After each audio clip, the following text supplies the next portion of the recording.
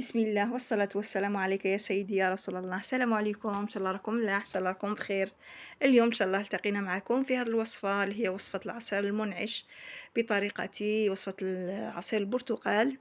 فوالا درتو أنا باليقطين، بقليل من اليقطين والليمون. فوالا هو عصير جد منعش ويبقى على الأقل 8 سوايع، رائع بدون أن يتغير الذوق ديالو. الوغ فوالا عندي 4 حبات برتقال، أنا هنا وليت بحبة فقط. عندي 4 حبات برتقال صغار، هذوك اللي يجوا صغار تاع العصير. عندي اون ترونش نتاع الكابويا والله اليقطين، ياك اون ترونش والله ممكن نعوضوها بجوج حبات جزر يكونوا ملاح. عندي قلنا 4 حبات برتقال هامليك، وقلنا قطعة نتاع يقطين، وحبة ليمون كبيرة ولا متوسطة، هذه قضية ذوق. أنا نحب العصير تاعي دائما فيه الليمون.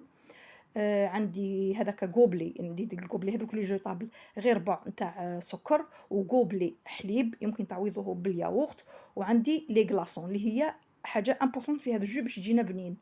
فوالا راح نديرو بالبغا ميكسور تو سامبلومون، ما نديروش في لاطاس، ماشي الناس كامل عندهم لاطاس. البغا ميكسور غي تري فاسيل. فوالا أه فوالا حكمت اليقطين تاعي اولا. قلنا اليقطين يمكن تعويضه بالجزر. اليقطين بصح الفوائد نتاعو رائعة والذوق تاعو ثاني بنين. فوالا حكمتو بعد ما نقيتو وقشرتو، نحيدلو هذيك القشرة. قطعتو دي طرونش رقاق، غطيتو بالماء انيفو، غطيتو الكسرونة، حطيت على نار قليلة حوالي 10 دقائق تكون طابت، ولي زبدة. فوالا حكمت البرتقال تاعي بعد ما نقيتو، نحيتلو العظام، نحيلو العظام مليح. ويمكن أننا نستعملو هذاك البرتقال اللي نكونجليوها كيلكو فوا كي تكون رخيصة البرتقال، حنا كامل نجمدوها في المجمد. أنا هنا مادام البرتقال في رمضان رخيصة وكامل، راني نخدم بالبرتقال فخاش. فوالا نقيتها، نحيتها كامل العظام، زدت الحبة تاع الليمون، يمكن الاستغناء، اللي ما يحبش يدير الليمون ما يديرش.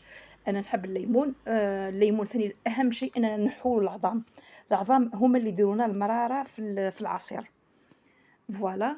واللي ما عندوش باغ اكزومبل الليمون كامل، يمكن انه يعوض بوشون نتاع قرعه ماء، بوشون تاع قرعه ماء نتاع لاسيد سيتريك تو سامبلومون.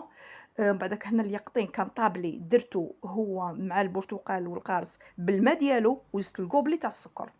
فوالا الكوبلي هذاك موان كاغ تاع السكر. فوالا ونبدا نرحي مليح. وهنايا شوفوا هنا لا كلاص، هنا هذوك لي كلاصون اللي نحيتهم انا من هذيك اسمها البابا تاعهم. فوالا ونرحي مع لا كلاص. هنايا فوالا هنا زدت لها كاس حليب. اللي يحب يدير ان بو تاع ياغورت يدير، انا ندير دائما كاس حليب، ويعني روعه، يجيني هايل. فوالا انا راح ندير هنا زوج قرع نتاع مسعيده، ياك يجي يعطيني 3 ريتلات بهذا الوسمو. فوالا هكذا يجيني منعش جدا رائع. فوالا راني كملته. هنايا راح نصفيه اكيد باسكو فيه شويه هذوك الفضلات نتاع البرتقال ونتاع اليقطين وكامل. اللي يحب ما يصفيهش عادي ثاني يتكل. فوالا وسورتو هو كي يترحى بلا كلاص يترحى مليح، ياك. درتو في الكيسان ودرت في القاروره، ودرت خليت في الطاس، خليت الطاس معمر والقاروره هذيك والكيسان. بون كاينه واحد التدبيره نعطيها لكم، كاين ناس اللي ما يجيهمش حلو بزاف. فوالا شتو لو سيترون هذاك تاع انا عندي هنايا بوحنيفيه سيترون، كيما حنا نقولوا في الجزائر سيترون، ياك. هذاك السيترون. فوالا ندير شويه ليجيرمون، شوفوا البنات، وما كيما حنا نقولوا ما نبوجيش، شويه كلكو غوت برك. فوالا يهبط مباشره من الحدا، يعطينا الشكل شباب، يعطينا هذاك لو غوز لو بو غوز. وميم طون ميم كي نخلطوه مع لو جو اونكا واحد ما يحبوش ما يديهش حلو، كي يخلط يجي هذيك يعطي الاعتدال، يعطي الحلاوه. فوالا هذه هي، وصلت الى نهايه الوصفه. نتمنى لكم ان شاء الله تجربه موفقه، ونقول لكم الى لقاء قادم. واذا عجبتكم الوصفه اكيد ما تنسونيش بالدعم، الجيم، الكومونتير، لو بارطاج انتر فو. ونقول لكم شكرا لكم، صبرتوا عليا حتى هذه اللحظه، ونقول لكم السلام عليكم. سلام.